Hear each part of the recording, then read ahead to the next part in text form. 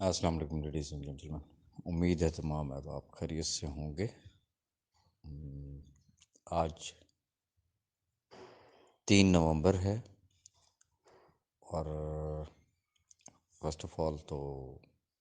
الحمدللہ اللہ کا کرم ہے کہ انور بھائی کی آج صورتحال قدرے بہتر ہے کل کی نسبت، لیکن سٹل ہیں آئی سی یو میں ہی، اور آپ کی دعاؤں کی ایز یوزول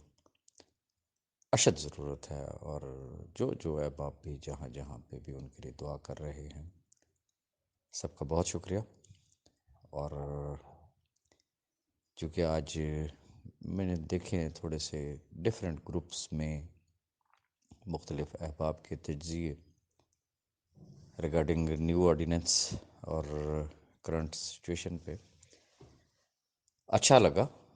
کہ چلیں احباب کم از کم بات تو کرتے ہیں نا۔ ایک ہوتا ہے تنقید برائے تنقید، ایک ہوتا ہے تنقید برائے اصلاح۔ اندازہ ہو جاتا ہے، لب و لہجے سے پتہ چل جاتا ہے کہ یہ بھائی جی یا بہن جی یہ کس چینل سے بول رہے ہیں۔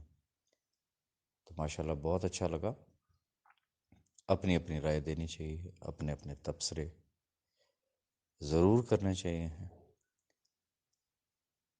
لیکن ہماری خوش قسمتی کہہ لیں یا ہماری بد قسمتی کہہ لیں،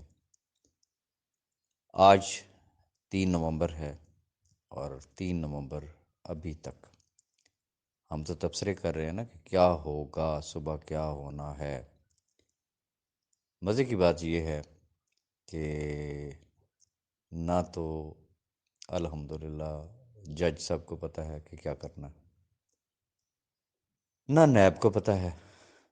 نہ ان ملزمان کو پتہ ہے جن کی کل کی ڈیٹس ہیں نیب کورٹ میں۔ اور سب سے مزے کی بات یہ ہے کہ جو بھی ان متعلقہ ملزمان کے لیگل ٹیمز ہیں، ان کو بھی نہیں پتا کہ کل کیا ہونا ہے نا کمال کی بات۔ الحمدللہ ہم ایک ایسے ملک میں رہ رہے ہیں کہ جہاں پہ جسے کہتے ہیں نا کہ نظریہ ضرورت ہمیشہ رہا ہے اور پتہ نہیں کب تک رہے گا۔ اینی ہو، اب جب میں نے ایک گزارش جو کی کہ ایون کے متعلقہ جج صاحبان، لیگل ٹیمز، ملزمان، نیب، کسی کو بھی نہیں پتا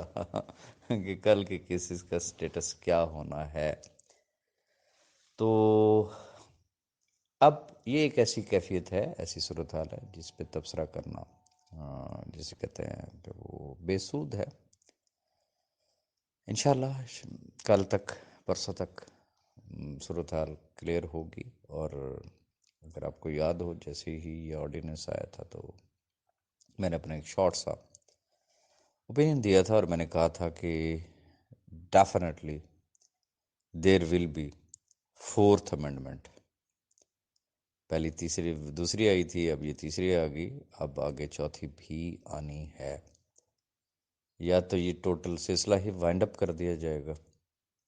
تو، یا پھر کچھ ہوگا۔ بہرحال ایک عجیب کھیل تماشا بن گیا کہ شاید ہمارے جو جنہیں کہتے ہیں نا ارباب اقتدار، ورڈ یوز کر رہا ہوں، ارباب اقتدار، وہ شاید معاملات کو اتنی سنجیدگی سے نہیں لے رہے ہوتے، اور اگر آرڈیننس آ رہا ہوتا ہے وہ سوچتے چلو کوئی گل نہیں، اگر کوئی ابہام رہ بھی گیا تو اگلی دفعہ صحیح، پھر رہ گیا پھر آگے صحیح، پھر رہ گیا پھر آگے صحیح۔ تو میرا خیال یہ ہے کہ ہمیں ان تمام چیزوں کا عادی ہو جانا چاہیے۔ میں 3 نومبر کی بات کر رہا تھا، اب میں کیا تبصرہ کروں۔ 3 نومبر پاکستان کی ہسٹری کا ایک بلیک ڈے تھا۔ 3 نومبر 2007، اگر پیچھے چلے جائیں آج سے 14 سال پہلے، 14 سال پہلے اس وقت اعلیٰ عدلیہ کے ججز جو تھے وہ پابندے سلاسل کہہ سکتے ہیں ہم ان کو، چونکہ ان کو ان کے گھروں میں نظر بند کر دیا گیا تھا، اور جن لوگوں نے کیا تھا وہ آج ماشاءاللہ آزاد ہیں، اور 14 سال گزر گئے ہیں اور فیصلہ آج دن تک نہیں ہو سکا۔ کسی کو سزا ملنا تو دور کی بات ہے نا، فیصلہ ہی نہیں ہو سکا، صرف 14 سال گزرے ہیں۔ تو گزارش یہ ہے، ہماری انتہائی آنریبل عدلیہ، اعلیٰ عدلیہ، جن کو کسی فردر ایویڈنس کی ضرورت نہیں ہے، ہوتا ہے نا کہ گواہ نہیں آیا جی، شہادتیں نہیں ملی ہیں، وہ بیچارے اپنے لیے کچھ نہیں کر سکتے ہیں اور ہم ان کی طرف دیکھتے ہیں۔ ضرور دیکھنا چاہیے، آفٹر آل ہم بھی اس ریاست کا حصہ ہیں، لیکن میں ہمیشہ جو ایک بات کہا کرتا ہوں کہ گراؤنڈ ریئلٹیز کو بھی ہم نظر انداز نہیں کر سکتے، تو یہ بھی ایک حقیقت ہے، گراؤنڈ ریئلٹی ہے، اور دکھ ہوتا ہے کہ ہماری عدلیہ کے ساتھ کیا سلوک ہوا 3 نومبر کو، لیکن آج تک وہ اپنے بارے میں بیچارے نہیں کچھ فیصلہ کر سکے۔ تو میرے خیال میں اس پہ مزید ہمیں کوئی کامنٹ کرنے کی ضرورت نہیں ہے۔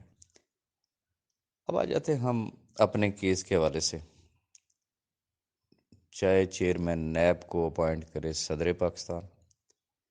چاہے ان کو اپوائنٹ کرے جناب وزیر اعظم پاکستان، تو چاہے انہیں کریں لا منسٹر، تو چاہے ان کو کوئی اور کرے، مجھے بتا دیں ہماری ذات کو اس سے کیا لینا دینا؟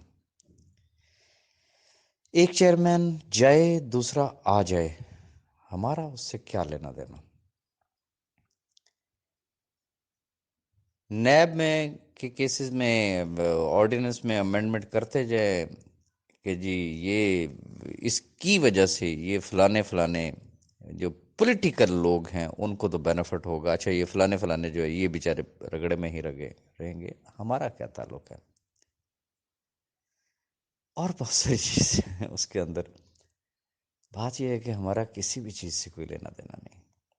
Very frankly